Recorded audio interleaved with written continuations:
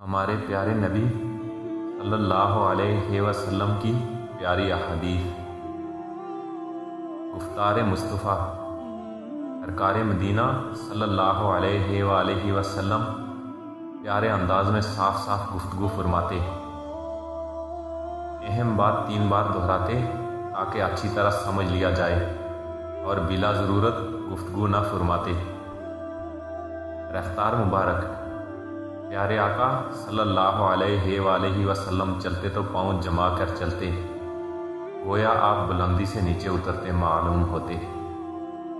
چھینکنے کا انداز، سرور کائنات صلی اللہ علیہ وآلہ وسلم بلند آواز سے چھینکنے کو ناپسند فرماتے تھے۔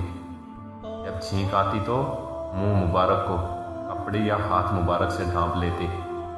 آرام فرمانے کا انداز، رسول خدا صلی اللہ علیہ وآلہ وسلم سوتے وقت اپنا دایاں ہاتھ مبارک رخسار کے نیچے رکھتے اور یہ دعا پڑھتے، اللہم باسمک اموت و احیا، یعنی اے اللہ میں تیرے نام کے ساتھ ہی مرتا اور جیتا ہوں، یعنی سوتا اور جاگتا ہوں۔ اور جب بیدار ہوتے تو یہ دعا پڑھتے، الحمدللہ الذی احیانا بعد ما اماتنا و الیہ النشور، یعنی شکر ہے اللہ کا جس نے ہمیں مر جانے کے بعد زندہ کیا اور اسی کی طرف اٹھنا ہے۔ پانی پینے کا انداز، سرکار مکہ مکرمہ صلی اللہ علیہ وآلہ وسلم پانی تین سانس میں نوش فرماتے۔ خوشبو کا استعمال، نبی کریم صلی اللہ علیہ وآلہ وسلم کو خوشبو پسند تھی، خوشبو کا تحفہ رد نہ فرماتے۔ مشک و عنبر خوشبو استعمال فرماتے۔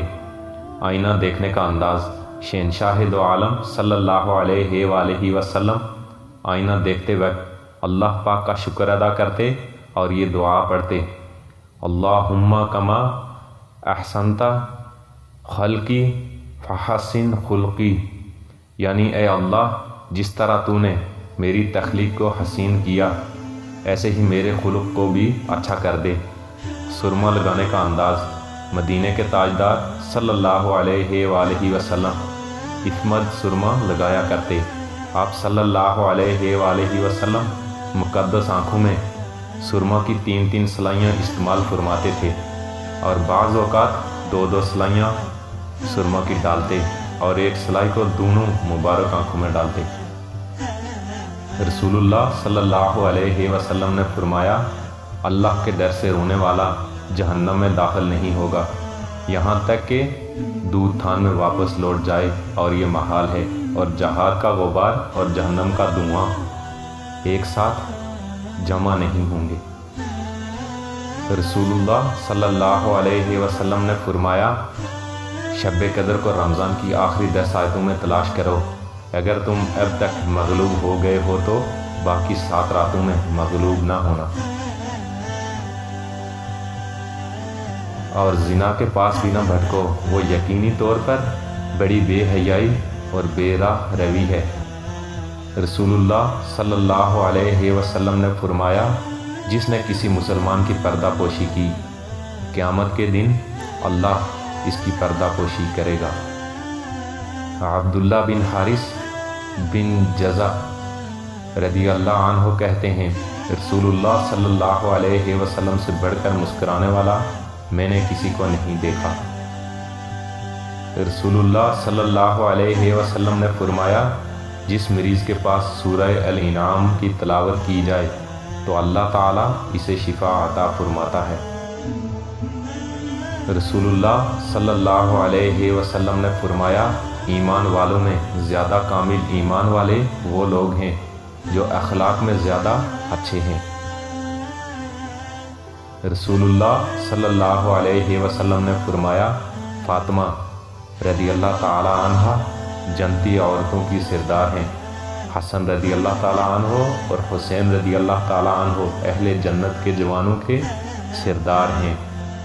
رسول اللہ صلی اللہ علیہ وسلم نے فرمایا، ہلاکت ہے اس شخص کے لیے جو لوگوں کو ہنسانے کے لیے جھوٹ بولے، ہلاکت ہے اس کے لیے، ہلاکت ہے اس کے لیے۔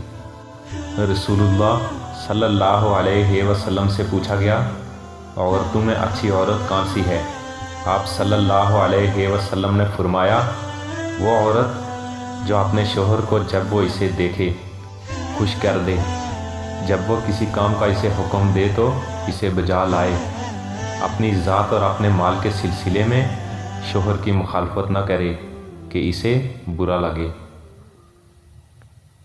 رسول اللہ صلی اللہ علیہ وسلم نے فرمایا اے لوگو، تم پر ایک بڑی عظمت والا بڑا بابرکت مہینہ آ رہا ہے، اس میں ایک ایسی رات ہے جو 1000 مہینے سے بہتر ہے، اللہ نے تم پر اس کا روزہ فرض کیا ہے، یہ صبر کا مہینہ ہے اور صبر کا ثواب جنت ہے، اور یہ ہمدردی و غم خواری کا مہینہ ہے، اس میں مومن کا رزق بڑھا دیا جاتا ہے۔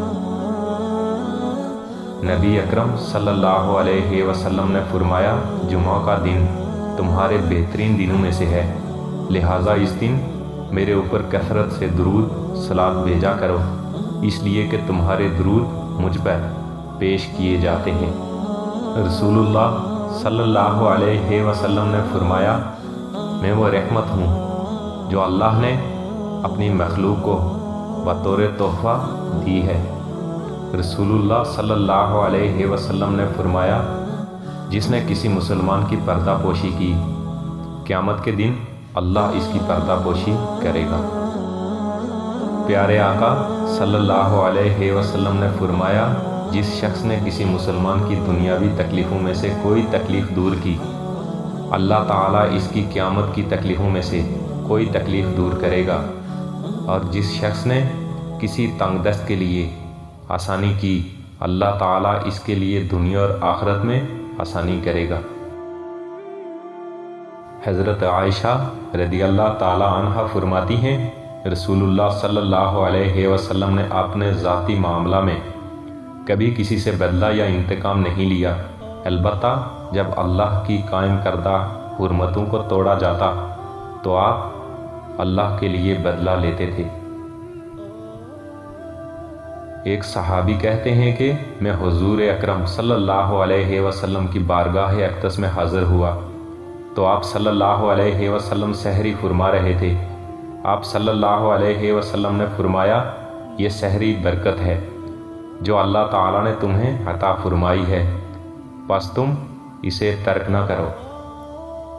اللہ پاک ہم سب مسلمانوں کو عمل کرنے کی توفیق عطا فرمائے، آمین ثم آمین یا رب العالمین۔